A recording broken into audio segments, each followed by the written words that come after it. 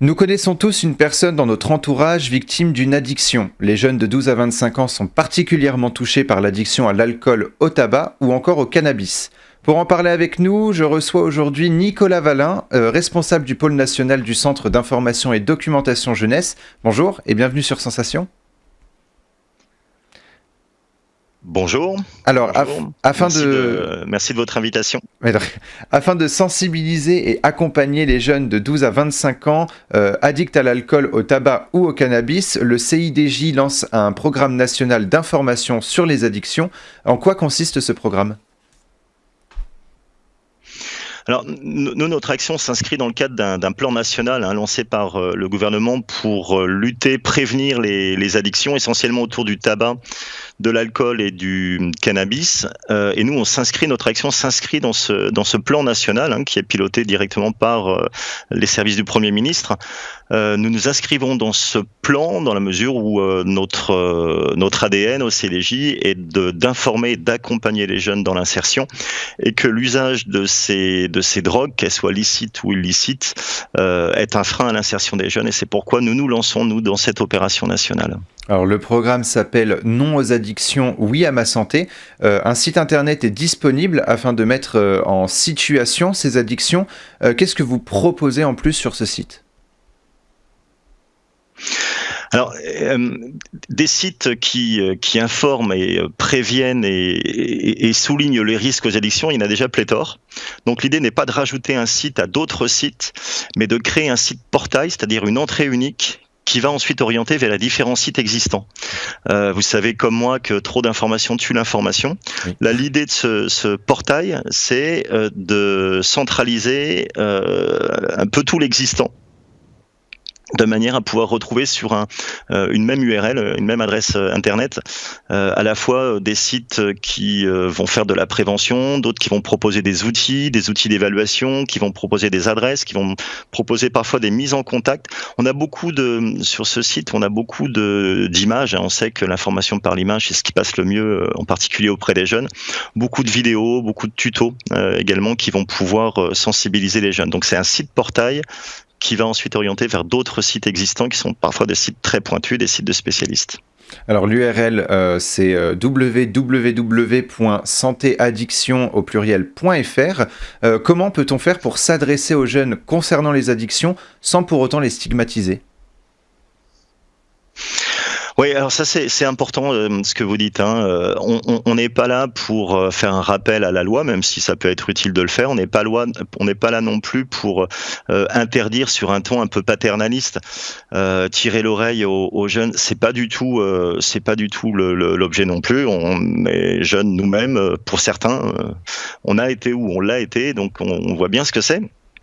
L'idée, c'est vraiment d'informer les jeunes de la manière la plus neutre, j'ai envie de dire, parfois aussi de manière ludique.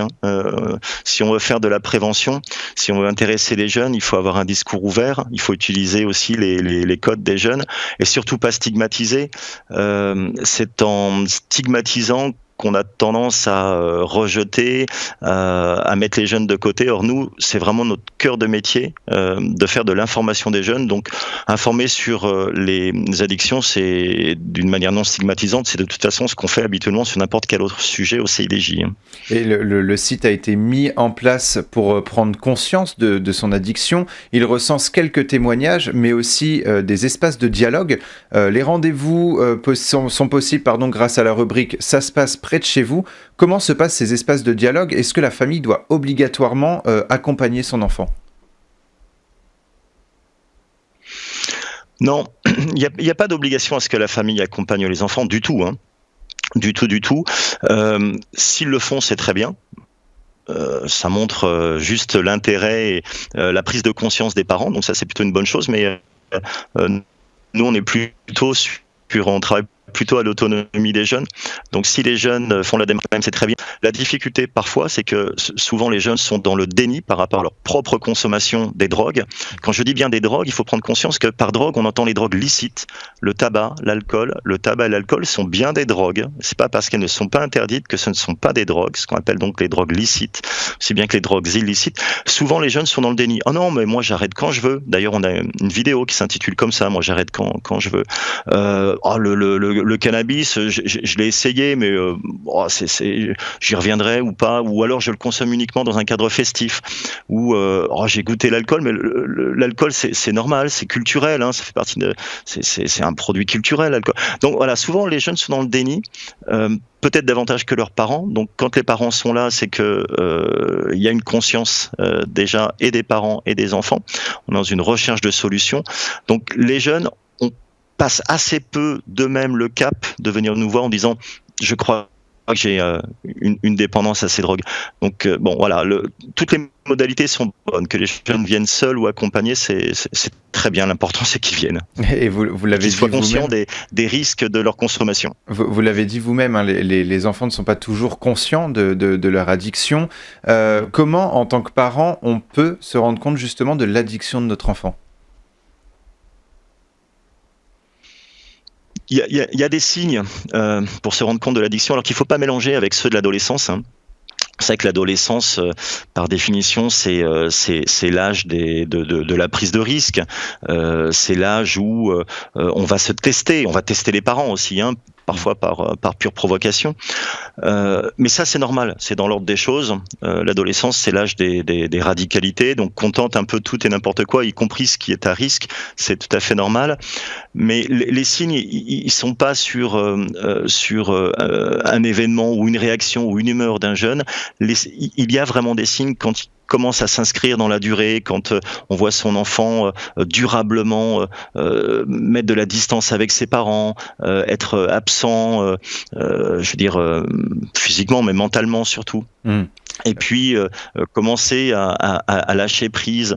Alors ça peut se vérifier aussi dans sa capacité à se mobiliser, dans ses activités périscolaires, mais aussi dans les notes à l'école. Quand l'enfant commence à ne plus être assidu à ses cours, quand il y a un taux d'absentéisme. Voilà, tout ça, ce sont des signes sur la durée, sur la longueur, qui peuvent alerter les parents. Mais c'est pas un coup de colère, c'est pas une humeur, c'est pas un cours raté ou une note plus mauvaise que les autres qui doivent alerter les parents. C'est vraiment sur la durée. Alors, dans un rapport publié par l'Observatoire européen des drogues et toxicomanies en juin 2017, il est dit que près d'un jeune sur deux a déjà goûté à l'alcool à l'âge de 11 ans avec ses parents. Le tabac y est présent comme un rite initiatique indispensable avant de devenir un rituel de réconfort. Et le cannabis est présenté comme un produit sain qui sert à combattre l'ennui, l'anxiété et les difficultés du quotidien. Comment est-ce que vous pouvez expliquer que les jeunes touchent à l'alcool, au tabac et au cannabis de plus en plus jeunes ? Ouais. Ce qui est d'autant plus alertant et regrettable, vous l'avez dit, sur l'alcool, c'est que souvent les jeunes vont consommer leur premier verre d'alcool en famille.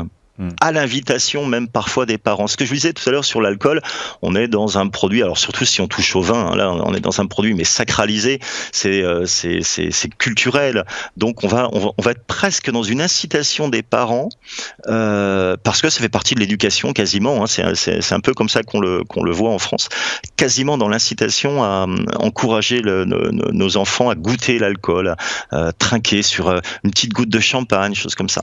Sur le tabac, on est effectivement dans quelque chose d'initiatique. Hein. Les années collège, hein, en particulier, sont les années où on va devenir adulte. Et dans ce passage vers le monde des adultes, il y a un certain nombre de rituels. Et la consommation du tabac en est un. Et pourtant, tous ceux qui, comme moi, à l'adolescence, vous peut-être, ont goûté la cigarette, la première cigarette, on la tousse, on la crache, elle est horrible, c'est une sensation terrible, et ben pourtant on y revient parce que on est là dans un passage. Il faut dominer cette première réticence au tabac et voilà. C'est normal qu'on soit au collège, à l'adolescence, dans ces rituels de passage. C'est tout à fait normal. Là où ça devient plus préoccupant, c'est lorsque ces consommations s'installent, et c'est le cas, en particulier au lycée, où là on est dans une consommation beaucoup plus régulière, parfois quotidienne, puisque si on a expérimenté l'alcool dès 11 ans, le tabac dès la 5e, dès le 4e, on l'a fait d'une manière exceptionnelle. La consommation devient quasiment quotidienne. Ça peut devenir très très vite une addiction. Merci beaucoup Nicolas Valin d'avoir été... je suis désolé, je vais devoir vous couper. Merci beaucoup d'avoir été avec nous dans le MAG. Du 14 au 20 novembre, il y aura une semaine nationale consacrée aux addictions. On peut retrouver plus d'informations sur le site www.santéaddiction.fr. Et pour revoir ou réécouter cette émission, rendez-vous sur notre site et application Radio Sensation.